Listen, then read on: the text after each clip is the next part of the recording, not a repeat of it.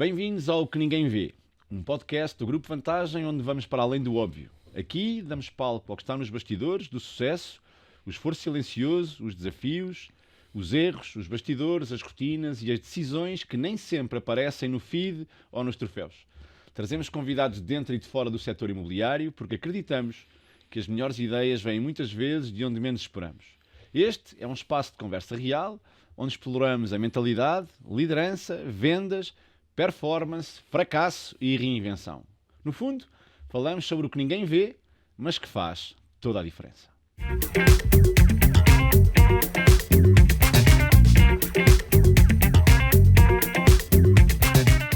Hoje temos connosco um convidado que tem vindo a mudar a forma como os imóveis são apresentados no mercado imobiliário. Empreendedor português, é fundador e CEO da White Balance, uma PropTech focada nas soluções multimédia para o imobiliário, com especial atenção à fotografia, vídeo e conteúdos imersivos. Projeto que nasceu em 2018 e evoluiu para a plataforma Photobooking, permitindo às agências imobiliárias escalar a sua produção de conteúdos de forma profissional e consistente. Ao longo dos anos, o seu trabalho tem sido reconhecido com prémios de inovação no setor, incluindo do Salão Imobiliário de Portugal, destacando-se pelo impacto real que teve na qualidade da comunicação imobiliária online. Hoje, vamos falar de imagem, tecnologia, automação e do papel audiovisual na valorização dos imóveis e na experiência do cliente. É um prazer receber aqui no podcast o grande David Refino. Olá, David. Bem-vindo. Olá, João. Bom dia. Tudo bem? Tudo bem. Esta introdução foi incrível. Foi grande. Sim, eu ia perdendo a voz. Olha, então, para começar, para as pessoas que não conhecem, como é que explicarias a White Balance a alguém do imobiliário que ainda acha que a fotografia é só tirar boas fotos? Bem, a fotografia até existe um termo próprio, que é a imagem de capa, ou fotografia de capa. Portanto, o quão importante é naquele primeiro contacto que o mercado tem com o consultor. Grande parte dos consultores aposta na sua marca pessoal, como é óbvio, mas a questão daquilo que nós publicamos online, na verdade, é o nosso currículo público. E a grande maioria dos potenciais compradores não tem um consultor, embora existam muitos no mercado, não é? Não tem um consultor. Ainda não existem os suficientes, mas sim. Mas continua a ser bastantes. Então o primeiro contacto que a maior parte do mercado tem com o consultor, o primeiro contacto que tem é através daquilo que é publicado. Daí a importância ser essa montra digital, porque grande parte das pesquisas são feitas online. Então a fotografia assume um papel central nesse primeiro contacto entre o mercado e o consultor que está a representar o imóvel. E é daí que é impossível haver uma boa representação se for só uma fotografia tirada com um telemóvel. Uma representação coerente, eu antes diria isso, porque, acima de tudo, um consultor deve transmitir essa confiabilidade, esse profissionalismo que está envolvido na sua atividade diariamente. Mas se as publicações que faz não o acompanham, se o primeiro impacto que tem é o inverso disso mesmo, depois tem que estar um pouco a justificar todo o seu trabalho que está a fazer. Okay. Então, logo esse primeiro contacto, segundo a NAR, 87% dos compradores avaliam o imóvel logo no primeiro contacto que tem, ou seja, logo na primeira fotografia que vê, ele faz logo uma primeira avaliação se vai continuar a pesquisar ou não. Portanto, o impacto é enorme. Para quem não sabe o que é a NAR? A National Realtor Association. Isso. Agora aqui. É a Associação Nacional de Mediadores Imobiliários dos Estados Unidos. Olha, e então, o que é que te levou a criar a White Balance? Bem, eu tentei trabalhar no mercado imobiliário, já contei esta história várias vezes. Eu sou do Barreiro, sou da margem sul e eu não tenho nada a ver com esta área. Eu sou de análises clínicas, crise 2008, 2009, saiu, laboratórios não estavam a recrutar e eu tentei trabalhar no mercado imobiliário, mas a agência por onde eu enviei o meu currículo não me chamou para a entrevista. Fiz também os psicotécnicos, inclusivamente de um portal imobiliário, e no fim do dia o resultado foi que eu não tinha perfil comercial. Portanto, eu tentei trabalhar no mercado, o mercado nunca quis nada comigo. Até que tive a oportunidade de trabalhar com uma marca portuguesa na expansão, ou seja, a abrir agências. Isto em 2013, 2014. E foi aí que eu percebi que estávamos a abrir agências, havia gente a recrutar consultores, a angariar imóveis, mas a forma como esses imóveis eram anunciados, aquilo era horrível de se ver, porque nós encontrávamos braceletes para o relógio com melhor qualidade na Amazon do que imóveis estavam a ser promovidos em Portugal.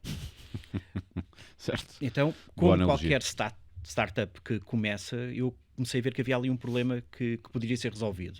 No entanto, eu não sou fotógrafo, nem sou videógrafo, portanto também não o consegui resolver. Até que conheci o João, o meu João, que se tornou o meu sócio, e em 2018 finalmente nós juntámos e procurámos a solução para esse problema que eu já tinha identificado há uns tempos quando tive essa breve passagem pelo mercado imobiliário. Então aquilo que eu tentei fazer foi criar uma metodologia, criar um método de conseguir profissionalizar a apresentação dos imóveis. E basicamente o início foi muito por aí, foi detectar um problema, tentar encontrar essa solução e depois colocá-la no mercado e testar, a ver se funcionava ou não. 8 anos depois ainda cá estamos, portanto. Pois, eu ia efetivamente fazer-te essa pergunta que é 8 anos depois. 8 anos depois. Como é que vês? Os consultores já estão mais conscientes disso? Não estão? Continuas a ver muita coisa suja na apresentação dos imóveis? Isso, basta ir a qualquer portal imobiliário e vemos que ainda há um trabalho a fazer. O que é que acontece? De início, qualquer empresa começa, quando tu colocas um serviço cá fora, tu tentas vender esse serviço. Mas depois, mais tarde, e acontece com a Vantagem também, e acontece exatamente connosco, as empresas normalmente têm 2 caminhos, que é transformarem, ou tornam-se irrelevantes, porque o mercado vai absorvê-las, ou tornas-te uma empresa de educação e tecnologia, que é exatamente isso que vocês fazem, é aquilo que nós estamos a fazer também. Isto porquê? Porque aqui a questão do mercado imobiliário especificamente, como existe um turnover muito grande de consultores, existe pouca gente que já venha com cultura visual suficiente para conseguir olhar por uma imagem e conseguir ter a consciência até que ponto é que aquela imagem vai ajudar no negócio dela ou não. Pronto, isso é um problema. O outro problema tem a ver com a própria cultura de qualidade das marcas, porque a grande parte das marcas não tem. Como é que nós setamos isso? Mesmo as marcas do segmento luxo, ou que se apresentam como sendo do segmento luxo, nós pedimos quais é que são as guidelines que eles têm. E as guidelines têm a ver com os mínimos olímpicos de qualidade de imagem que um consultor deve ter, independentemente de quem é o fornecedor. Seja o White Balance, seja o Zé Manel, seja quem for. E eu, das marcas todas com quem nós falámos, apenas uma tinha um documento para nos entregar. Ou seja, a grande parte das marcas continuam a não ter isso escrito. Portanto, eu tenho aquele processo de recrutamento inicial com os meus consultores, essa informação toda e digo-lhes, vocês têm que usar o CRM, têm que usar fotografia profissional, mas depois a partir daí desenrasquem-se e vão à procura. Então a questão da cultura é o mais importante, porque quando um consultor entra, se entrar para uma marca que tem essa cultura de qualidade, essa cultura de rigor, ele logo desde o início vai aprender isso e vai levar isso para o resto da sua carreira. Quando assim não é, e um consultor entra numa marca para a qual a qualidade até da própria marca, porque atenção, quando um consultor tem uma angariação e quando publica, se o imóvel está mal fotografado, está mal documentado, o anúncio tem erros e por a casa fora, até pode ser incrível e depois... E não é só a imagem dele que fica em causa, é a imagem da própria marca a qual ele está associado, certo? Claro. Porque eu procuro o T2 em Benfica, primeiro eu encontro o T2 em Benfica e depois só a seguir é que encontro o João que está na Vantagem de Benfica. Portanto, normalmente o caminho até é mais esse. Então que é essa questão da cultura das próprias empresas que nós percebemos que temos que resolver a partir daí. Então o contacto muito que temos feito, até a nossa forma de estar no mercado, tem muito a ver a fazer parcerias, primeiro de tudo, com as marcas, tentar mudar as marcas por dentro, porque o negócio vem depois, vem mais tarde. 8 anos depois, continua a ser uma batalha que continuamos a ter diariamente. Eu acho que muito disso também vem do custo, não é? Os pequenos microempresários que entram no mercado imobiliário, muitos deles encaram uma parceria que fazem com uma empresa como a tua como um custo, não é? Quando é que tu percebes, com as pessoas com quem vais trabalhando ao longo destes anos, que efetivamente há uma altura em que esses mesmos consultores começam a perceber que aquilo é um investimento que eles têm que fazer na casa e também no cliente e essas coisas todas que faz com que depois efetivamente o resultado apareça? Isso é quando tu começas a perceber que do outro lado tens um empresário. Okay? Imagina, no nosso ponto de vista, quando eu criei a empresa, eu chegar à Vorta, à FNAC, ou uma empresa qualquer dessas, para comprar uma câmara fotográfica e querer lhe pagar a câmara só se eu vendesse fotos. Certo. Por exemplo, eu querer abrir uma empresa, seja ela qual for, e não querer investir inicialmente e estar à espera que venha alguém subsidiar o meu próprio negócio. O que acontece, do meu ponto de vista, é que existe muita gente que entra para este mercado da mesma maneira que entra para outros. Por isso é que, por exemplo, no mundo das startups, mais de 90% das startups fecham no primeiro ano, porque grande parte das pessoas que vai abrir um negócio não é empresário. Certo. Portanto, vem ainda com uma mentalidade diferente. Aquilo que nós notamos neste setor especificamente tem muito a ver com isso, tem a ver com serem microempresários, há muita gente que está a testar como é que um negócio funciona e não consegue muito bem perceber sem uma longa explicação que eu, para conseguir vender aquele imóvel, acima de tudo, eu vou ter que o promover, mas quando eu estou a promover o imóvel, também me estou a promover a mim. Claro. Portanto, Ou mal ou bem. E se a pessoa percebe isso ou não percebe, e às vezes quando a pessoa não entende, não vale a pena e passas ao próximo. Por isso é que nós temos uma situação interessante, que é o primeiro site que nós tínhamos em 2018, o da White Balance. Eu meti na cabeça, erradamente, não percebi nada de marketing e continuo a não perceber, que vamos ter um site sem texto. Só imagens e só vídeos. Porquê? Porque o meu cliente, não é? A minha persona, é um consultor imobiliário e quando vai ao meu site vê que são fotos e não tem que ter uma explicação porque é que tem aquelas fotos. Então a maior parte dos contactos que nós recebíamos era de proprietários, recebíamos muitos contactos de proprietários, pensavam que nós éramos uma imobiliária e queriam as casas deles promovidas daquela maneira. Então, porque mais o tarde, site estava giro, porque tinha o umas site casas está bem bonitas, feito, é só portfólio português, é só casas de cá. Então nós percebemos um pouco isso. Por outro lado, os consultores começaram a perceber um pouco, ou melhor, começaram a criar a ideia errada que o nosso serviço é um serviço muito caro.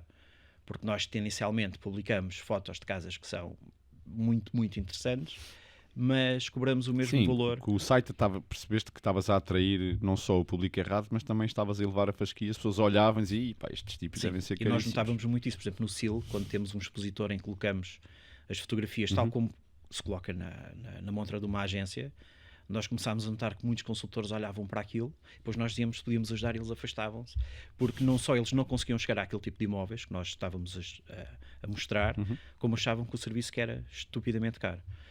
Então tivemos que ao longo do tempo ir desconstruindo também isso um pouco, para conseguir mostrar eu acredito que agora, ao fim de 8 anos, já tenhas aquilo que nós chamamos de cliente que atrai cliente e que as pessoas já vão sabendo quem é que vocês são e as coisas agora são um bocadinho mais fáceis de entrar, não é? Sim, claro. De início foi aquele desafio, se bem que nós tomámos uma posição, ou melhor, tomámos uma postura, porque eu já tinha passado pelo mercado imobiliário e deu-me para perceber um bocadinho como é que as coisas funcionam. A experiência não tinha sido boa. Pronto. Então por onde é que nós começávamos? Primeiro que tudo vamos começar pelo segmento luxo. Okay? As marcas que estão ao nível da collection. E isso porquê? Primeiro de tudo, eu não tenho que estar a evangelizar sobre a importância da qualidade de imagem, porque eles já têm. E depois, normalmente são marcas em que é a própria agência que paga estes custos que têm a ver com marketing e com conteúdos e por aí fora. E não tanto aos consultores. Então deixámos os franchises um bocadinho para depois. Então, ao começar por aí, facilitou-nos em dois sentidos. Primeiro de tudo, foi mais fácil de abrir a porta, porque quando alguém já está habituado a vender casas de um valor elevado e já está habituado a pagar por fotografia e por vídeo, nós a única coisa que temos que lhe mostrar é serviço e preço, como é óbvio. Porque a importância da qualidade já lá está, não temos que estar a educar no que toca a isso. E depois ajudou-nos a criar esse portfólio para conseguir mostrar. Depois, mais tarde, então aí sim, começámos a fazer parcerias com as outras marcas e na prática a mostrar que o serviço que nós fazemos para o segmento luxo, nós conseguimos fazê-lo para qualquer mercado em qualquer ponto do país. Sim. Portanto, então o caminho foi assim, em vez de estar propriamente à porta de uma agência a entregar cartões, porque ia ser o jogo infinito daqueles que é para perder logo. Sim, não sabia se era para perder, mas assim foi seguramente mais inteligente para conseguirem foi diferente, pelo menos. Marcarem o vosso território. Mas falando do início, e como tu focaste muito bem que as startups, muitas delas, a grande maioria, desaparece ao fim do ano, o que é que tu achas que tu e o teu sócio João tiveram nesse ano enquanto empreendedores de característica que vos fez manterem-se firmes até hoje? Primeiro, nós começamos em 2018, mas só a partir dos finais de 2023 é que eu nos considero uma startup. Nos primeiros anos nós não éramos. No princípio nós éramos uma produtora, uma empresa como outra qualquer, sem investidores e trabalhador. Basicamente foi às 14 a 6 horas por dia, todos os dias, durante o tempo que fosse necessário, até criar essa primeira atração. Nós só nos consideramos uma startup a partir de 2023, 2024, quando lançámos o Photobooking. Porque em Portugal tens um pouco aquilo que era, ao princípio não havia a lei das startups, depois quando criaram a lei das startups, que saiu há pouco tempo, de repente tudo é uma startup. Crias um salão de cabeleireiro, é uma startup, tens uma empresa de tecnologias, é uma startup também. Portanto, funciona tudo igual. Então, de início, aquilo que nós fizemos foi, nós não reinventámos a roda, nós reorganizarmos o modelo. Como eu disse de início, eu não sou fotógrafo nem videógrafo e continuo a não ser. O que isso Mas já há arranhas ao fim destes anos todos. Nada, arranho, pago drones, basicamente pago faturas de drones. O João continua a ser o responsável. Isso eu nunca quis aprender, até porque eu sei o feitio que tenho e o que é que eu ia fazer? Eu ia-me desfocar da parte de fazer crescer o negócio e ia para a rua safar qualquer coisa. Quando, sei lá, um fotógrafo falhava, quando havia um furo no caminho, ou seja o que for, ao não conseguir ter essa parte técnica, então o meu foco era 100% Não podias nunca ir, não é? no desenvolvimento do negócio. Eu não vou lá ajudar, por isso. Não, e o João tinha que resolver isso de outra maneira. Certo. Então aquilo que nós conseguimos fazer de início foi, como éramos completamente complementares, cada um de sua área diferente, ele focava 100% em produzir, 100% na parte técnica, e eu focava na parte do negócio. Okay. Portanto, e não havia, conversamos muito e por aí fora, mas não há aquela questão de ele não poder estar a fotografar, porque está a atender telefones, e eu deixar de fazer prospecção do negócio porque estou a fotografar ou a filmar, ou seja, aquilo que for. Portanto, isso permitiu-nos a nós, logo desde o início, um pouco sem saber, atenção, isto não foi escolhido por ser dessa maneira, mas logo de início nós, ao dividirmos a área, os negócios dessa maneira, ou seja, as tarefas de cada um dessa maneira, permitiu-nos alavancar um pouco também aquilo que cada um de nós melhor fazia. E achas que isso pode ter feito a diferença, principalmente ao início? Sim, sem dúvida. Sem dúvida, até porque quando é um solo founder, ou seja, quando alguém cria uma empresa sozinho, e nós conseguimos fazer sempre esse paralelismo com o imobiliário, é completamente diferente um consultor que faz tudo sozinho, claro. Ou seja, que faz prospecção, que faz venda, que atende os clientes, que trata dos processos, que tenta criar a sua própria marca, que não está associado a uma estrutura como tem a vantagem, por aí fora ele tenta fazer tudo, há alguém que entra e que tem uma função específica, que se especializa naquela função, mas tem uma série de gente a apoiá-lo em outras áreas diferentes. Certo. Então, de início, aquilo que eu fazia era tudo o que era a parte comercial, as vendas, o mandar os trabalhos, o enviar as faturas, o fazer o controle de qualidade, e o João fotografava e editava. Basicamente era isso que fazia. E depois, à medida que fomos crescendo e apanhando também outras áreas do país, como o Algarve, o Porto e por aí fora, então a equipa foi crescendo e nós, durante os primeiros 6 meses, éramos praticamente só nós. Depois, à medida que a equipa foi crescendo, já fomos colocando pessoas que iam-nos substituindo, por exemplo, a mim, algumas das funções que eu tinha, mas eu nunca deixei de fazer, sei lá, atender telefones para fazer marcações, para ir fotografar. Sim, O que eu fazia com esse tempo livre era arranjar mais negócio.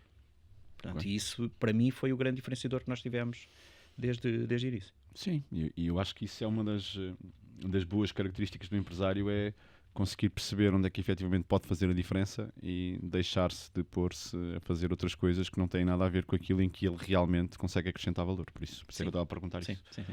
Então, voltando ao tema das fotografias e dos vídeos. Se fosses começar agora, e se fosses começar como agente imobiliário agora com um bocadinho, mandavas o currículo e alguém te ligava, se tivesses mandado para mim eu provavelmente ligava. Não te conhecia. Como é que ias começar por onde? Em relação a este tema em particular das fotografias, dos vídeos e dos drones e essas coisas todas, a primeira angariação que tinhas, qual é que era o teu mindset?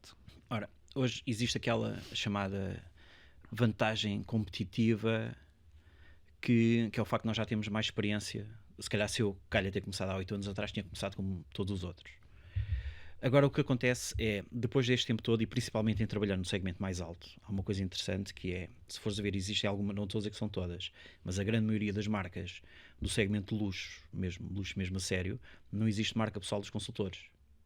E nós começámos a reparar nisso quando começámos a fotografar. Eu lembro uma vez estávamos numa quinta no meio do Alentejo, uns 15 milhões, uma coisa enorme. Eu estava fascinado com aquilo, como é óbvio, claro. Mas o consultor ainda estava mais fascinado que eu. E era alguém com quem a gente já trabalha, uma marca com quem já trabalhamos há algum tempo, e eu perguntei-lhe mesmo, então, mas é a primeira vez que vês isto? Porque eu tinha ainda aquela noção que as angariações eram todas feitas com o porta a porta, ou contactar as pessoas e por aí fora. Então, quando o fotógrafo chegava à casa, a pessoa já conhecia a casa atrás para a frente. Mas não. Certo. Nesse caso e nesse segmento, ali o que se passou foi, o proprietário queria colocar a casa à venda e ele contactou a marca, e a marca entregou aquilo ao consultor daquela zona. Então eu comecei a ver que havia diferenças. E o consultor estava a ver a casa pela primeira vez. Estava a ver a casa pela primeira vez. E temos alguns clientes que os consultores só vêm a casa depois, ou melhor, a primeira vez que vêm a casa é através dos trabalhos que nós fazemos. Okay. Então nós temos alguns casos em que somos nós que vemos a casa ainda antes do consultor. Então eu comecei a perceber que existem diferentes formas de estar no negócio. O negócio é o mesmo, mas se calhar tem a ver com o segmento, se calhar tem a ver com a postura da marca. Então tentei perceber isso. Então logo à partida, o que eu começaria por fazer hoje em dia é perceber logo de início que todas as publicações que eu faço é o meu currículo público. Ok? Existe muita questão da marca pessoal, existe muita questão das redes sociais, que é uma estatística interessante de nós percebermos é quantas leads efetivamente é que vêm dos portais e do site da própria marca e quanto é que vem dos Reels e dos Stories e por aí fora, conseguimos perceber de onde é que vem o quê. Mas aquilo que, acima de tudo, que eu ia procurar fazer é, se eu me associar a uma marca como a vossa, eu ia aproveitar tudo aquilo que a marca tem para oferecer, em termos de formação, e ia perceber que no meio de 50 mil consultores eu ia ser mais um. A verdade é isso, pelo menos nessa fase inicial, com o tempo até haver essa diferenciação. E se nós formos à procura em qualquer portal imobiliário, desde que estão há mais tempo, nós encontramos sempre entre 300 a 350 mil anúncios.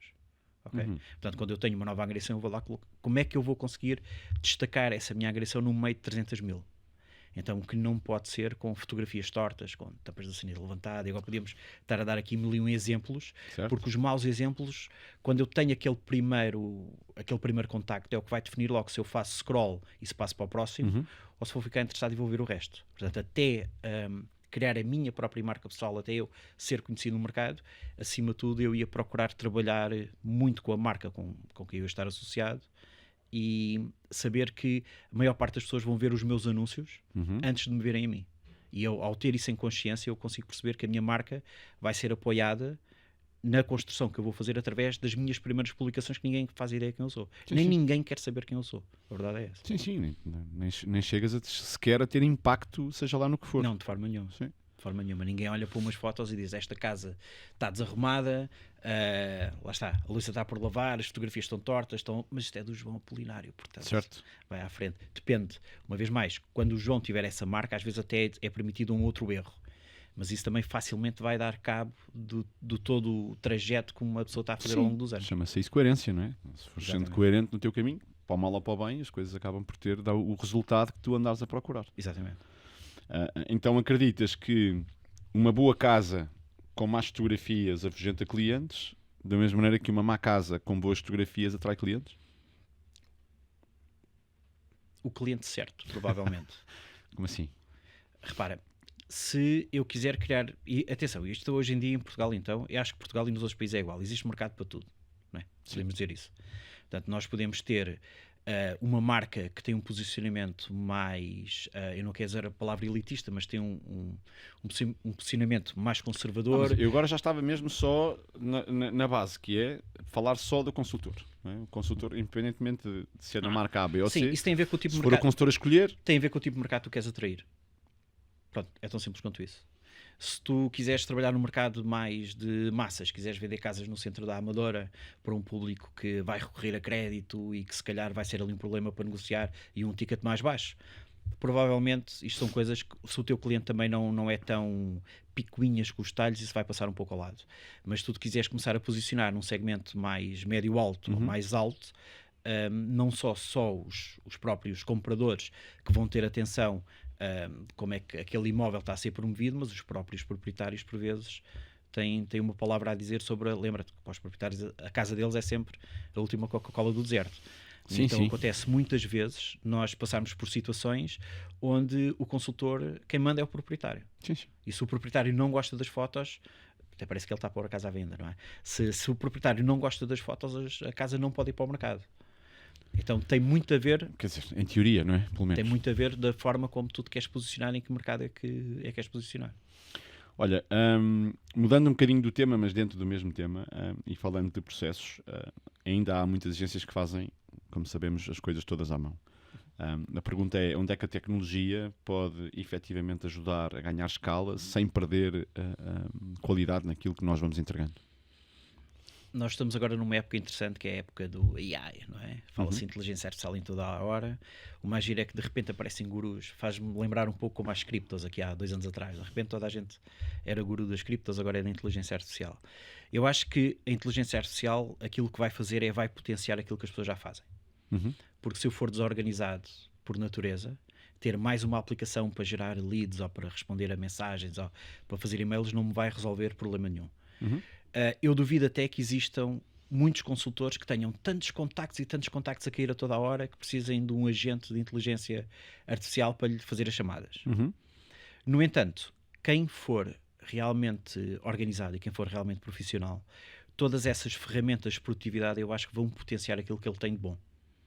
E então que existe uma série de automações, como é óbvio, que nos ajudam a fazer aquela primeira triagem, fazer aquelas primeiras qualificações. Existem também outras situações em que a inteligência artificial nos vem ajudar a fazer pequenas melhorias.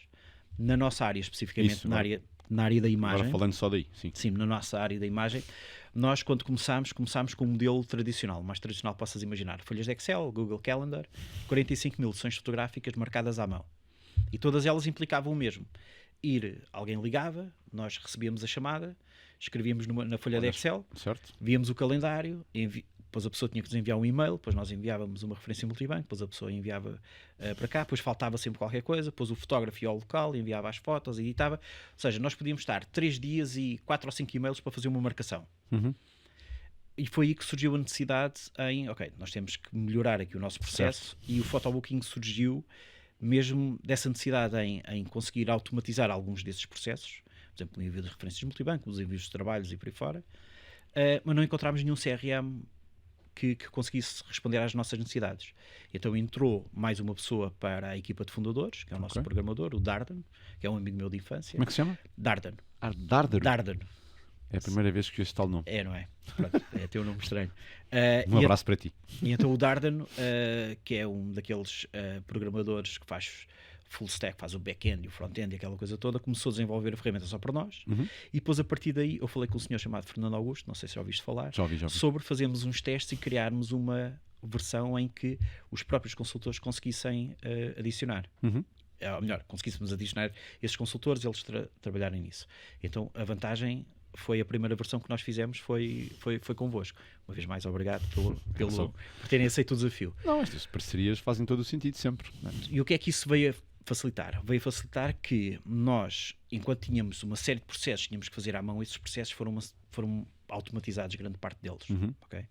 Então depois começou a surgir outra situação, que era quando os próprios consultores faziam as fotografias ou os vídeos e precisavam só da pós-produção, precisavam só que aquilo fosse editado, seja as fotos, seja os vídeos. Então, dentro do photobooking, nós agora criámos há uns tempos um módulo em que o próprio consultor contém fotos dele, pode carregar as fotos no photobooking, e a nossa equipa de edição, ou seja, já não estamos a ir ao local captar, e por metade do preço fazemos a parte da edição.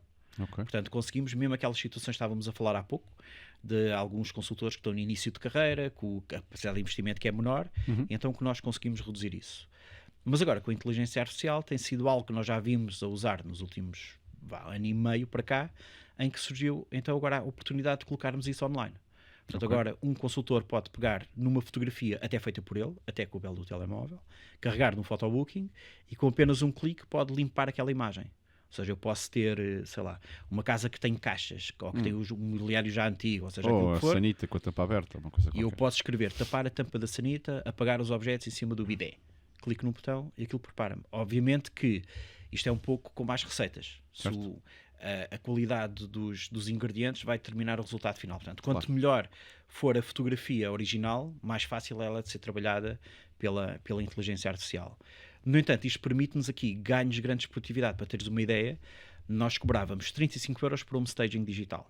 Ou seja, cada imagem, depois de ter as fotografias, recebias as fotos e depois recebias um catálogo, era uma trabalheira, tinhas de dizer, eu nesta fotografia quero este ambiente, sofá, seja aquilo que for.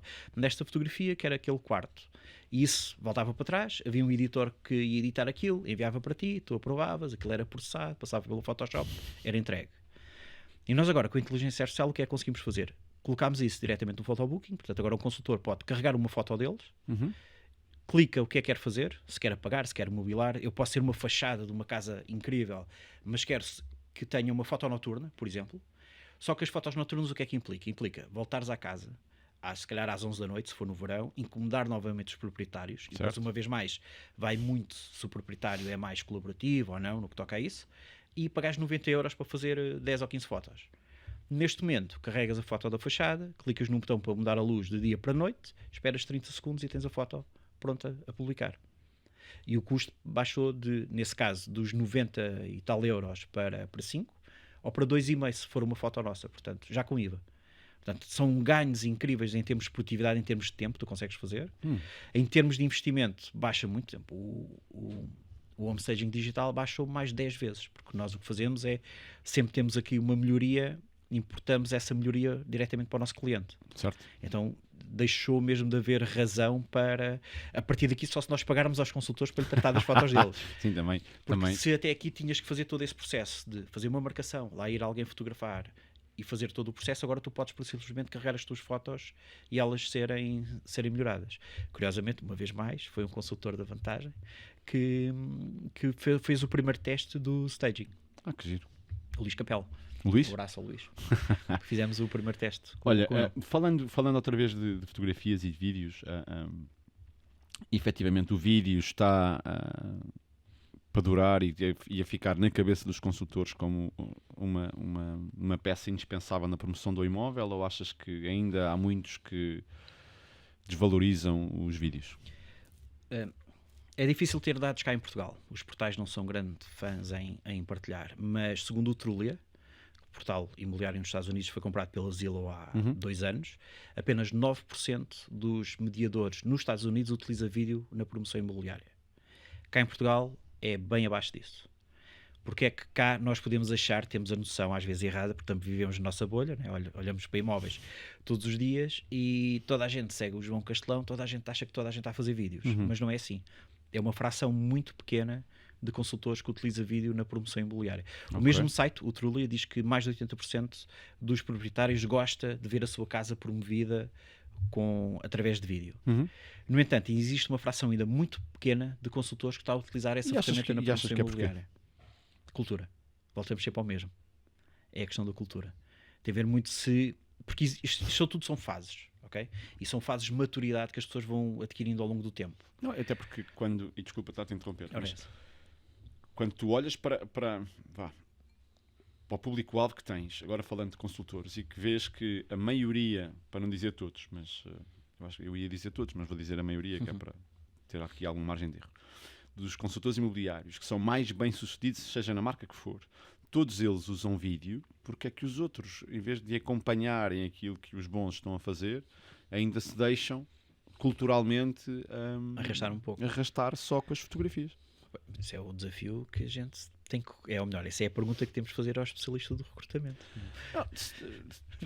Quer dizer, médio. Tu é que deverias ter resposta por isso. O que é que acontece? Não, eu pergunto no sentido que as pessoas que te procuram, quando te dizem, olha, era importante um vídeo, os que não querem o vídeo, o que é que dizem? Não faz falta, esta casa vai se vender rápido. Nós não fazemos muito isso. Nós não fazemos muito esse upselling, ok? Nós às vezes até fazemos, mas é o contrário. Porque essa questão de fazer mais produtos multimédia nem sempre te ajuda. Se o exemplo demos ainda há pouco, se eu estiver à procura do tal T2 em Benfica, e o T2 for ao pé do cemitério, se calhar um vídeo drone, eu ao fazer a visita, o cemitério pode não ser assunto. Certo. Mas se eu tiver uma imagem de drone ou um vídeo drone em que eu vejo o cemitério a, 3 ou 4 quarteirões à frente, se calhar o negócio para mim acabou ali. Certo. Okay? Nem sempre estar a fazer mais produtos multimédia me vai ajudar a gerar mais leads. No entanto, a questão do vídeo, de conseguir mostrar de uma forma mais dinâmica, tem muito a ver com os próprios algoritmos, por exemplo, das redes sociais. Os próprios portais privilegiam imóveis que têm uma série de produtos. É substancialmente superior. Por exemplo, o principal portal imobiliário em Portugal tem 40 parâmetros que ele avalia para colocar os imóveis em destaque. Um deles é, sem dúvida, o vídeo. Agora, porque é que ainda não é utilizado? É a mesma resposta, porque é que grande parte dos consultores, quando eu digo grande parte, é a grande parte, estão a vender provavelmente o bem mais caro que uma família tem, e se calhar uma compra que vai fazer uma vez ou duas na vida, e não se preocupa sequer em ter as fotos direitas. Sim, portanto, eu sei. Isso tudo tem a ver uma vez mais com a cultura, não só com a cultura de qualidade, com a cultura de excelência e com o próprio profissionalismo que a pessoa tem. As pessoas que já perceberam que, como eu disse ainda há pouco, que as minhas publicações são o meu currículo público, percebem a importância do vídeo.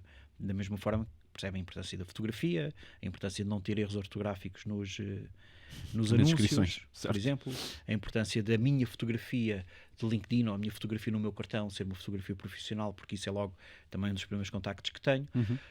É um trabalho que estamos a fazer, mas como eu disse, a grande maioria dos consultores continua a não utilizar vídeo. Nós é que temos essa percepção errada por causa da bela da bolha.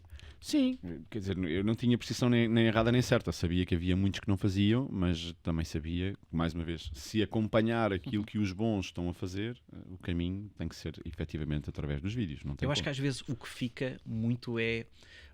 Nós vemos muitos trabalhos que na verdade são inspiracionais, certo? Nós vemos o trabalho que os bons consultores, ou que os consultores, os top producers que têm os resultados, aqueles que vão ao palco e recebem sempre os primeiros lugares, e depois nós só pensamos no trabalho que aquilo vai dar. Organizar uma open house vai dar trabalho. Certo. Ter lá um videógrafo, aquilo vai custar dinheiro. Ou ter uma casa que está em construção, fazer as fotos quando está em construção, mas a casa ainda não foi vendida, fazer depois um pouco mais tarde. E muita gente acha que isso os vai levar à falência. Às vezes estamos a falar...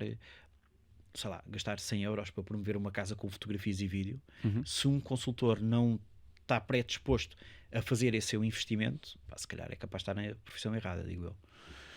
Sim. E atenção, estou a falar acredito neste que seja valor, por aí. pode ir múltiplos disso que se queira fazer.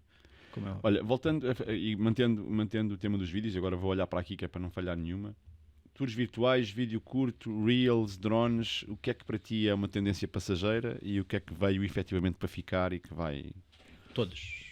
Tudo isso veio para ficar. Mas veio para ficar em parâmetros diferentes, por assim dizer. Okay. Porque as redes sociais já fazem parte do dia a dia e vão continuar a fazer. No entanto, o que acontece às vezes que a falha está quando nós apostamos apenas num canal de comunicação e não percebemos que eles são todos interligados entre eles. Certo. Por exemplo, quando nós temos os Reels ou aqueles vídeos curtos, esses vídeos curtos servem para encaminhar o meu cliente para um vídeo mais longo, para um formato mais longo. Sim. Ou seja, e depois a partir daí ele poder chegar a ser qualificado de outra forma e chegar até nós. Na questão dos drones, existem cada vez mais restrições na utilização dos drones. Por isso é que nós no Photobooking temos uma integração com o site da Força Aérea, com a ANAC, em que eu coloco a morada e consigo logo perceber se posso ou não utilizar drone naquela região. Exatamente, okay. Porque muitas vezes cria-se a expectativa no proprietário, vamos utilizar drone, e depois chega lá e o drone não levanta. Ou porque há um aeródromo por perto, ou porque há uma base militar, ou porque há um heliporto de um hospital e não dá para utilizar. Entretanto, começou-se a usar cada vez mais os drones, os FPVs, que são aqueles drones que começam no exterior, entram dentro da casa, dão volta certo. E voltam a sair. E continua a existir uma série de problemas no que toca à utilização desses drones. Primeiro, esses drones não têm sensores, portanto a probabilidade de, se for uma casa de um valor mais alto, ir contra uma janela ou uma parede e aquilo não parar é elevada. Depois, há a necessidade de ter um seguro de responsabilidade civil, especificamente para a utilização desse equipamento, que grande parte dos pilotos de drone, que são amadores, são freelancers, não têm. E a responsabilidade depois recai sobre a agência, sobre o consultor, seja Sim. aquilo que for. No entanto, não quer dizer que a utilização não seja a ser cada vez mais disseminada. Isto é como tudo. De início há sempre um pico, foi um pouco como as visitas virtuais, como falámos ainda há pouco. Que, entretanto, agora não se vê muito. A Compass fez um estudo pós-Covid, com 3.000 pessoas, em que chegou à conclusão que 77% dos compradores prefere visitar, isto nos Estados Unidos, uma vez mais, prefere visitar virtualmente o espaço antes de fazer a visita física. Obviamente, na altura do Covid, houve um pico no que toca às utilizações das visitas virtuais. Isso aí foi por razões lógicas, não é? Sim. Ela baixou um pouco, mas não desapareceu. Tanto não desapareceu que existem portais que têm um filtro, porque existem pessoas que só querem ver casas que têm visitas virtuais. Continuam a ser bastante utilizadas. Mas agora, saindo dos Estados Unidos e vindo para Portugal, em Portugal é residual o número de imóveis. Nós continuamos a fazer bastantes. Está bem, mas falando do mercado imobiliário português versus aquilo que as pessoas pedem, sim, claro. Continua a ser residual. Nós vamos a um site, imagina, vou ao site da Remax e, sei lá, 20% dos imóveis têm a parte da visita virtual ativa.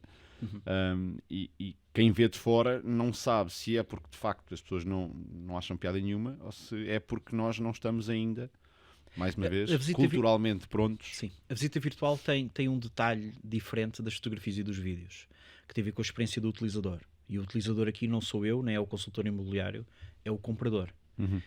E é tão simples quanto isso. Quando tu vês um vídeo, o vídeo pode ser muito bom ou menos bom, mas tu pões no play, andas para a frente e andas para trás. As fotos é exatamente a mesma coisa. Vais para a frente, vês para trás, elas são melhores ou piores, mas são sempre as mesmas. A visita virtual implica uma interatividade maior. Seja tu usar os óculos ou usar diretamente no teu computador. Um dos erros que houve logo desde o início foi quando as visitas virtuais apareceram, toda a gente fazia a visita virtual, pegava no link e enviava para a sua base de contactos. Uma vez nós recebemos uma queixa que a visita virtual estava estragada. E não percebemos o que é que... Estragada? Estava estragado. O termo foi mesmo esse. O cliente está-se a queixar que a visita virtual está estragada. Então aquilo é o quê? Nós estamos muito habituados a usar computador. Tu usas computador e telefone o dia todo. Os consultores também. Os clientes compradores nem por isso. De vez em quando vão a um portal, vão à procura e por aí fora. Então o que se passou ali foi que a visita virtual, como é mais imersivo, eu consigo percorrer caminhos diferentes e consigo olhar para cima, olhar para baixo e consigo fazer medições, tirar plantas. Hoje em dia já há um staging nas próprias visitas virtuais, já dá para fazer 1001 coisas. Ok. E o que se passou ali foi um cliente comprador, deram-lhe a visita virtual, ele apontou a câmara para o teto e não conseguia sair dali, porque era uma pessoa que informaticamente era menos pedida. Para ele foi uma má experiência em termos de utilização da visita virtual.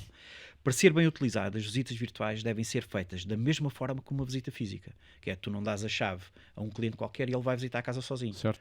O primeiro contacto tem que ser ou na agência, em que eu estou a partilhar o computador com ele e mostro. Sim, mostra-lhe. Ou então online, um Zoom, uma coisa do género, em que eu primeiro mostro-lhe como é que funciona e depois passo para o meu cliente. Okay. Houve muita gente no início que não percebia muito bem, ou porque eu não me dou com o rato, ou porque o meu computador não tem rato, ou seja, aquilo que for, e a experiência não era tão boa quanto isso. Agora, é verdade que entre fotografia e vídeo, a visita virtual vem no fim da lista em número de pedidos que são utilizados atualmente, sem dúvida. Ok.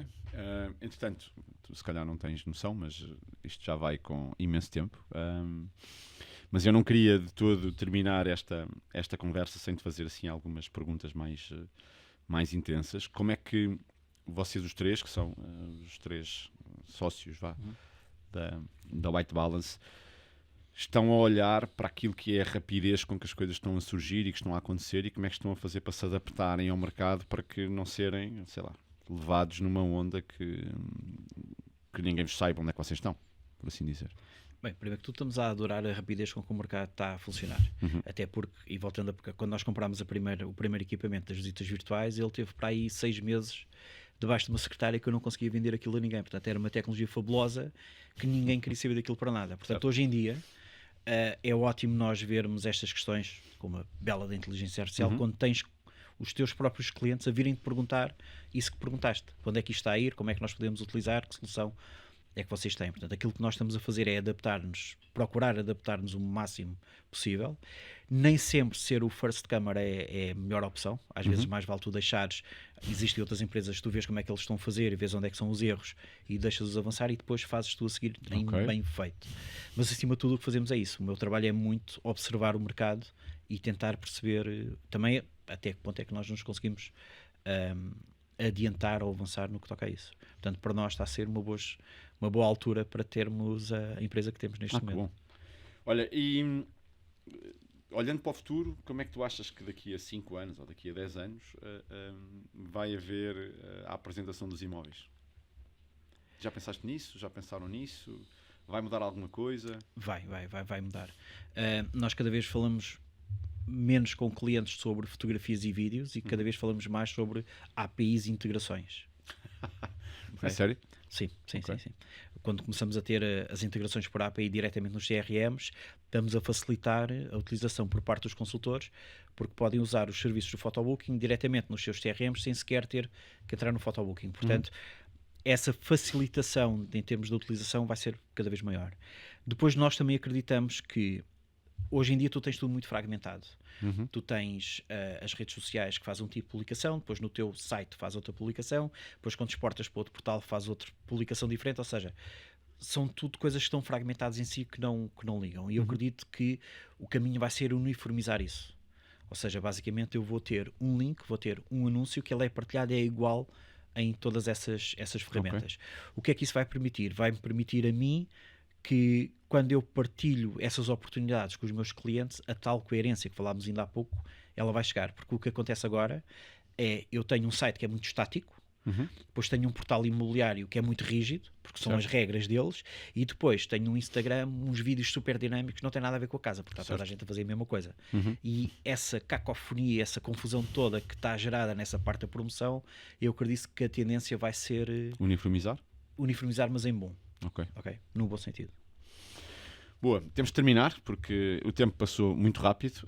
Esta foi a conversa com o David Rufino. Esperamos que tenhas tirado daqui boas ideias, algumas provocações e talvez até algumas respostas para as perguntas que nunca tinhas feito. Por isso, no fundo, o que procuramos sempre aqui é olhar para o que ninguém vê, mas que faz sempre toda a diferença. Obrigado por estares aí. Se gostaste, partilha, comenta, envia alguém que precise desta conversa. Nós voltamos em breve com mais conversas com o que ninguém vê. Obrigado, David. Obrigado, Foi um prazer. João. Obrigado. Tem que ser assim. Um abraço. Obrigado. Tchau.